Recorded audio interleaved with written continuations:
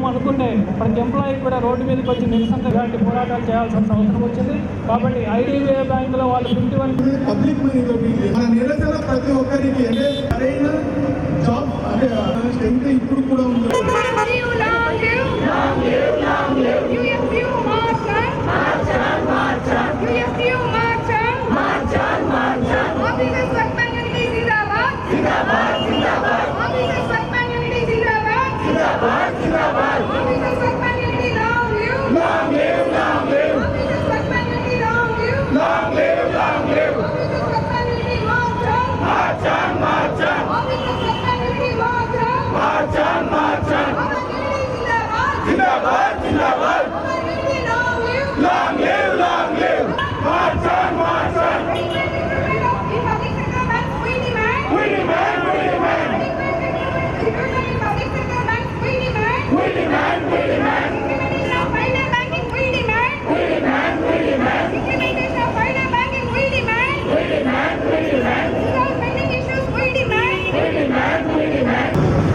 మన స్ట్రెంత్ ఎంత చూపిస్తే అంత గవర్నమెంట్ దిగి వచ్చేదానికి ఆస్కారం ఉంటుంది.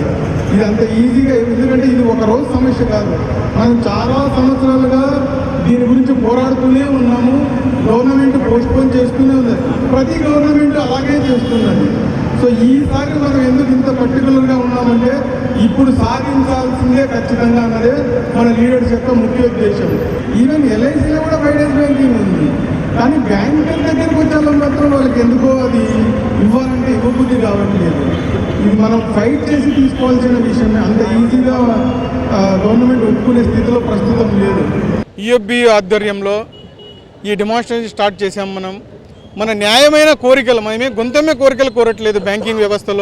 బ్యాంకింగ్ వ్యవస్థలో ఉన్న 5 days బ్యాంకింగ్ను ఏదైతే ఆల్రెడీ ఈ గవర్నమెంట్ ఒప్పుకునిందో దాన్ని ఇంప్లిమెంట్ చేయమని కోరుతున్నాం మనము. అలాగే కస్టమర్కి సర్వీస్ ఇచ్చేదానికి న్యాయపరంగా మేమేం అడుగుతున్నాము, సఫిషియెంట్ రిక్రూట్మెంట్ ఉద్యోగులను నియమించమని కోరుతున్నాము. దానికి కూడా ఈ గవర్నమెంట్ సఫిషియెంట్గా మాకు జవాబు ఇవ్వట్లేదు, సఫిషియెంట్ రిక్రూట్మెంట్ ఇవ్వట్లేదు. అలాగే బ్యాంకింగ్ వ్యవస్థలో ఏదైతే గత ప్రభుత్వాలు ఈ బ్యాంకింగ్ వ్యవస్థ మొత్తాన్ని ప్రైవేటీకరణ నుంచి పబ్లిక్ చేశారో ఇప్పుడు రివర్స్లో వెళ్తున్నారు, ప్రైవేటైజేషన్ వెళ్తున్నారు. దానివైపు వెళ్ళొద్దని కోరుతున్నాము. అలాగే బ్యాంకింగ్ వ్యవస్థలో రిక్రూట్మెంట్ మొత్తం ఆల్మోస్ట్ అవుట్సోర్సింగ్ వ్యవస్థ వచ్చేసింది. పబ్లిక్ మనీ డీల్ చేస్తున్నాము. పబ్లిక్ మనీ డీల్ చేస్తున్నప్పుడు అవుట్సోర్సింగ్ వ్యవస్థ ఎంత ప్రమాదకరమో అందరికీ తెలిసిన విషయమే. ఈ అవుట్సోర్సింగ్ వ్యవస్థను కుదించేసి మనకు తగినంతగా సిబ్బందిని ఇవ్వమని కోరుతున్నాము. ఈ న్యాయమైన కోరికలు సాధించేంత వరకు ఈ స్ట్రైక్ అయితే ఖచ్చితంగా ఆగదు. అలాగే 2 రోజులు మనము స్ట్రైక్ పెట్టుకున్నాము.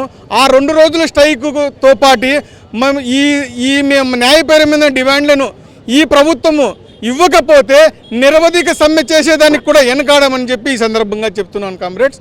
Thank you. నా పేరు రామభాస్కర్ రెడ్డి అండి. ఐబాక్ తరఫున state bank employees officers association zonal secretary Kadapa.